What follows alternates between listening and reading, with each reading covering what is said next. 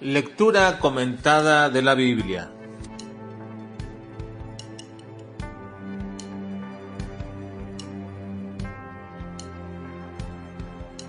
Mateo capítulo 22 al capítulo 24. Muchos son los llamados y pocos los escogidos. Origen del Cristo. Invitación a entender. La equivocada interpretación a partir de la higuera. Los últimos capítulos del Evangelio de Mateo se centrarán en las profecías que Jesucristo dijo antes de morir en la cruz. La mayoría de todas estas profecías tienen que ver con su regreso a la tierra, y en ellas se manifiestan algunas de estas señales previas. Lo que hay que entender es que no es la aparición de estas señales las que presagian de manera inmediata el regreso de Cristo, ni tampoco el cúmulo de estas señales las que indican que es más pronta la venida del regreso de Cristo. Lo que tenemos que recordar es que estas señales se convertirán en recordatorios de que Cristo vendrá y que cada vez que acontece algo parecido o igual o semejante a las profecías que Cristo mencionó antes para su venida, no son el cumplimiento único de un solo momento histórico, porque el entender esto de esta forma ha llevado a muchos a poner fechas para la venida de Cristo. Ahora, esta parte de profecía estaba precedida o ejemplificada también con algunas parábolas que Jesucristo contó al respecto. Pero todo lo que nosotros tenemos que recordar es que aun cuando las parábolas de ser por su naturaleza historias que contienen verdades espirituales, principalmente son historias o mensajes o principios de carácter soteriológico, es decir, que hablan de la salvación.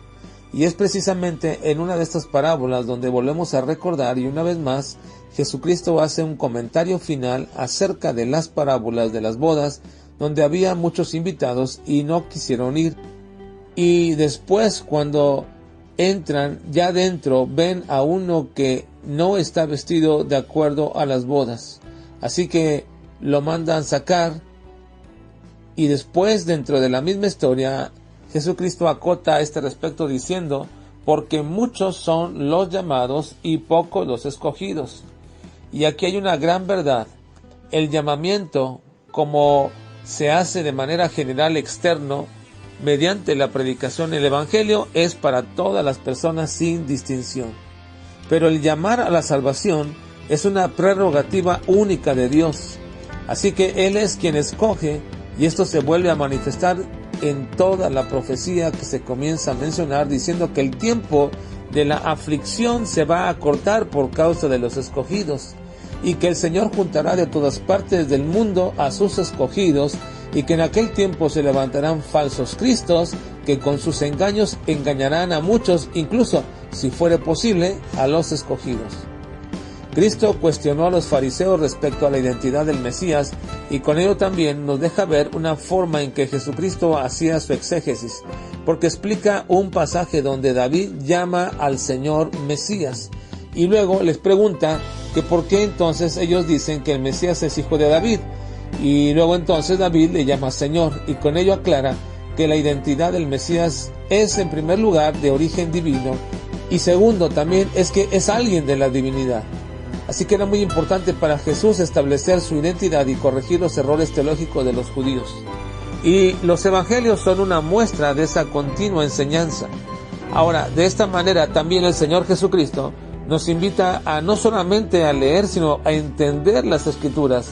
Y precisamente utiliza una de las profecías del libro de Daniel para que podamos nosotros, después de haber leído, entender a qué se refiere aquella abominación desoladora puesta en el lugar donde no debe estar.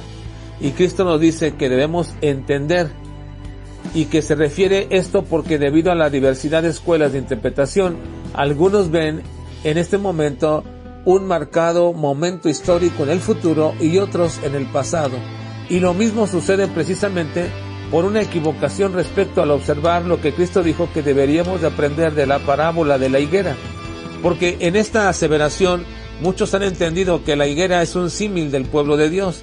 Entonces han dicho que cuando la higuera florece, y eso se refiere precisamente según ese modelo de interpretación al inicio de la nación de Israel, en los tiempos modernos, entonces dice que pasaría una generación para que todo eso aconteciera. Y una vez más, esto vuelve a poner la base para establecer fechas erróneamente, ya que ellos consideran que la higuera es un símbolo de Israel. Cristo dijo que aprendiéramos de la parábola, es decir, que supiéramos que cuando ya la higuera estaba por echar hojas, entonces deberíamos saber, de acuerdo a ese evento, que el verano estaba acercándose.